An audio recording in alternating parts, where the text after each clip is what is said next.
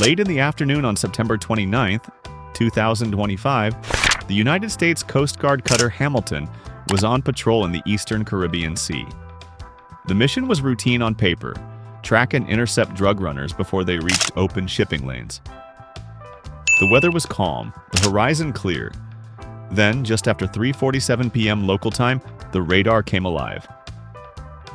A sharp new echo appeared, fast and unmistakably metallic.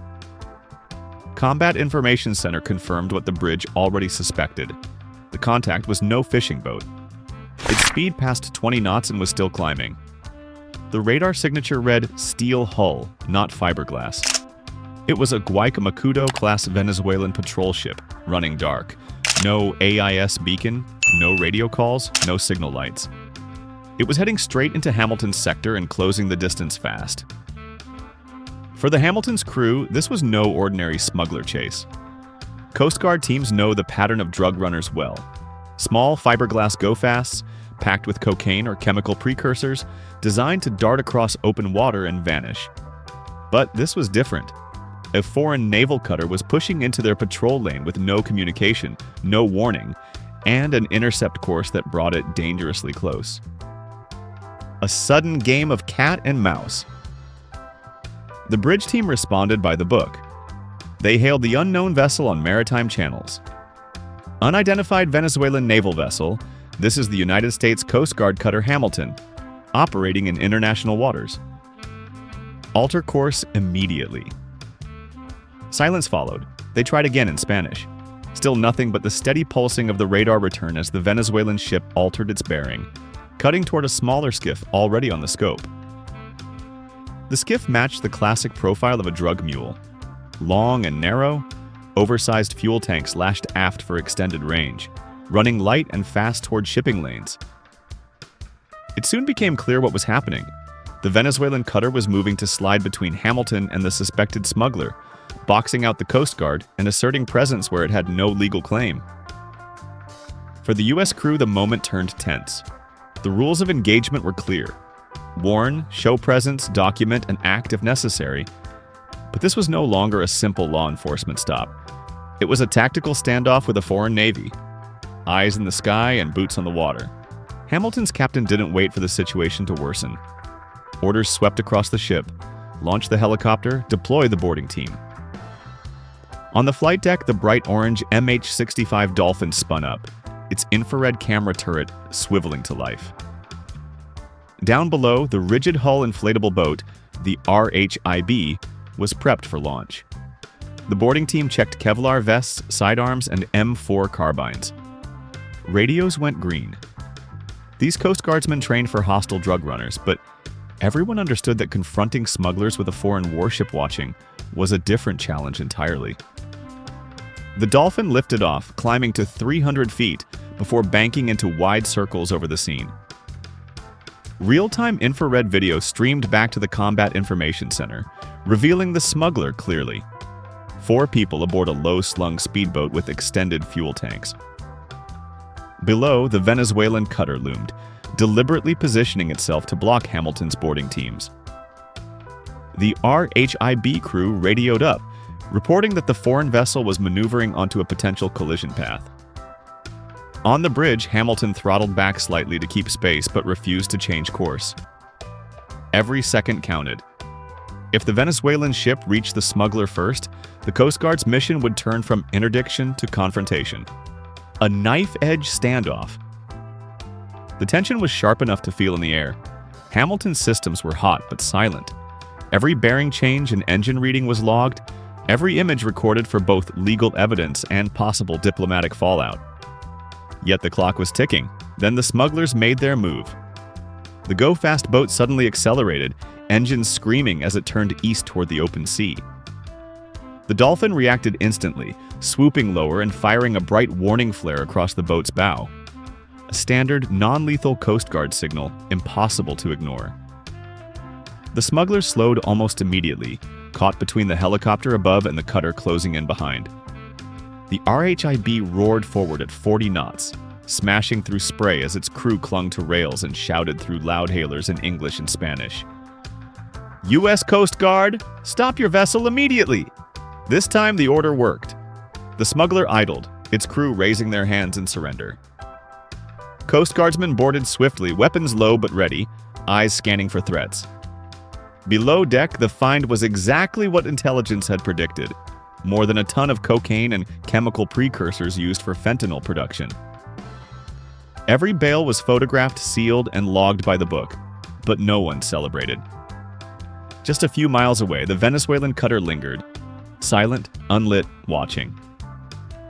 40 minutes of uneasy silence. For nearly an hour, Hamilton's boarding team secured the smugglers while the Dolphin circled overhead, its infrared sensors locked on both the captured boat and the shadowing warship.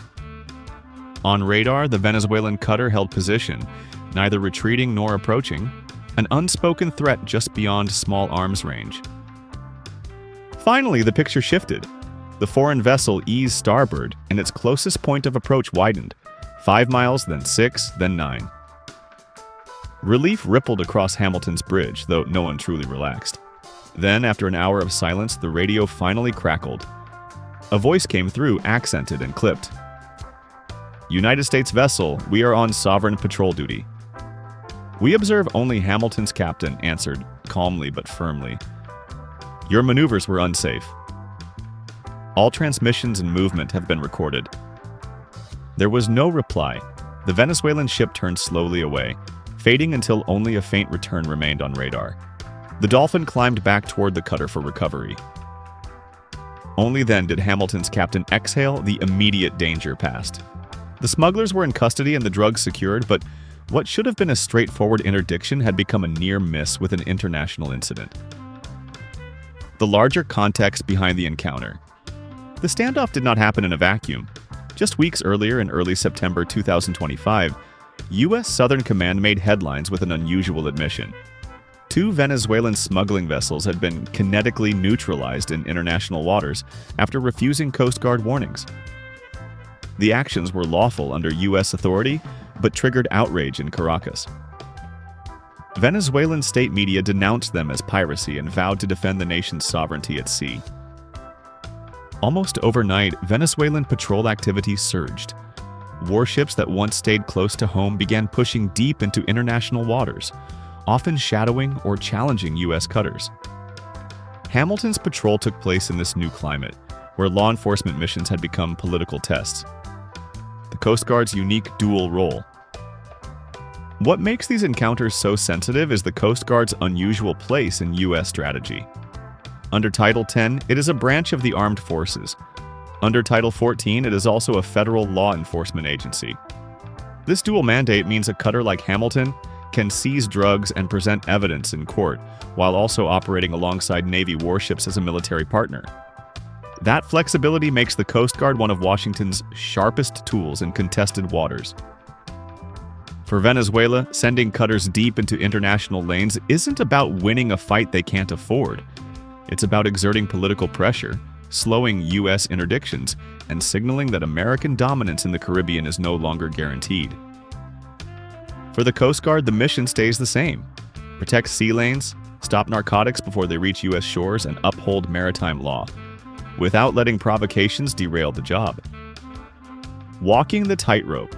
The Hamilton episode shows just how thin the line is between presence and provocation. Push too hard, and the risk of an armed clash rises. Pull back too far, and traffickers exploit the gap, while foreign patrols reshape the rules at sea. Hamilton's crew found the balance, documenting every move, projecting capability with helicopters and boarding teams, but avoiding unnecessary escalation. Most importantly, they stayed focused on the mission, stopping the smugglers despite Venezuelan interference. It's a delicate balance that demands discipline from crews operating far from home, often under the watch of foreign warships.